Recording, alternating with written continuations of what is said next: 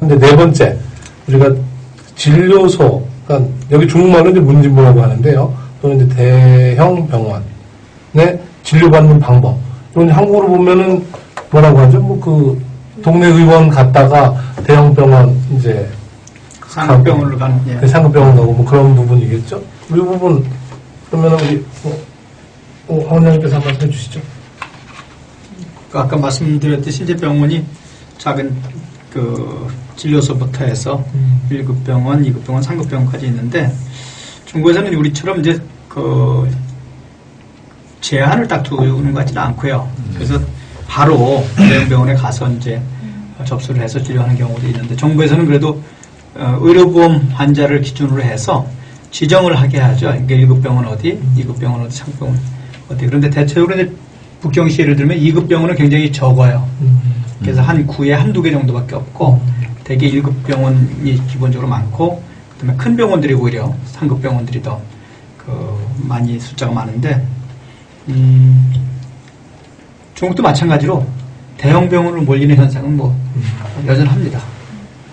그리고 이제 중국에서 우리와 달리 또 하나 있는 게 뭐냐면 단지 병원, 그러니까 서치 병원이라고 하는 우리로 하면 동네 병원이죠 뭐. 근데 그곳이 국가 의료 시스템 안에서 굉장히 여러 해 전부터 이제 국가에서 대대적으로 확장을 해서 저희가 살고 있는 왕징에 이쪽에도 그 단지 안에 그런 진료소들이 있죠.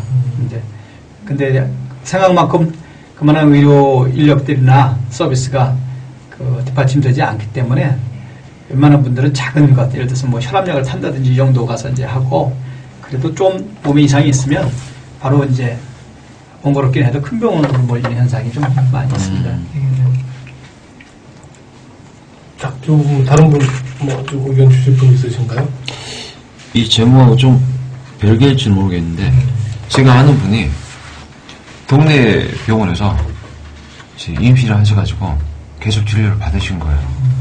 그래서 애 낳을 때는 좀 좋은 곳에서 애를 낳아야겠다 생각해가지고 좀 큰 종합병으로 대형병으로 딱 갔는데 대형병원에서 안 받아준 거예요. 정말 큰일 날 뻔했어요. 근데 이제 나중에 안 사실인데 원래 여기에서는 한번 주정병원 비슷하게 예 가게 되면 선택하면 그 병원에서 애도 거기서 낳아야지 다른 데서는 낳을 수가 없는 시스템으로 되어 있더라고요. 이제 이 파트에 예전에는 그런 시스템이 되어 있더라고요. 한국에서는 동네병원에서 저기 치료 갔다가 네. 다른 병원에서 낳을 수 있지 않습니까? 네. 그러니까 출산을 하려면은 그 임신부터 출산까지 관리하는 한 병원을 선택을 해서 그쪽에서 계속 관리를 받아야 되는 그런 거의 그런 시스템입니다 지금. 그렇게 한 이유가 뭘까요? 아니 그거는 이제 최근에 우리 직원 경우를 보니까 네. 그 가서 안 받는 게 아니고 일단 그 전 기록이 필요한 거예요. 그 나는 당신에 대해서 전 기록이 없기 때문에 나는 당신을 진료할 수 없습니다. 인 거더라고요. 산부인과 같은 경우는. 특히 대형 병원은 그 저희 아이들도 가보면은 그러니까 소개 아니면 갈 수가 없는 거예요. 그러니까. 처음부터 그 선생님한테 시작을 하든가 중간에 있으면은 인원이 너무 많다 보니까 그러니까 이제 배제하는 거죠. 그러니까 안 받는 거지. 아, 바쁘다라고 해서.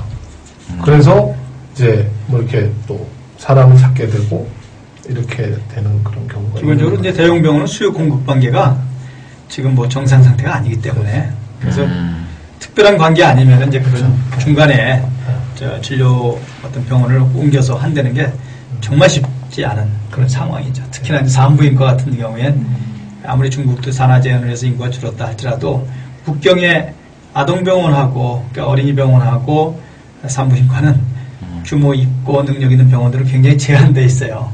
규모 크면도 몇 개 안 돼요, 실제. 그러다 보니까 지금 말씀하신 중간에 어디서 와서 하다못해 외국에서 와서 임신하고 와서 다시 출산을 준비하더라도 정말 특별한 관계가 아니면 중간에 새로 병원을 선택해서 계속해서 그런 관리를 받는다는 게 정말 쉽지 않은 그런 상황이죠. 그러면 진료소 혹은 대형병원에서 진료 관련된 방법 넘어가도록 하겠습니다.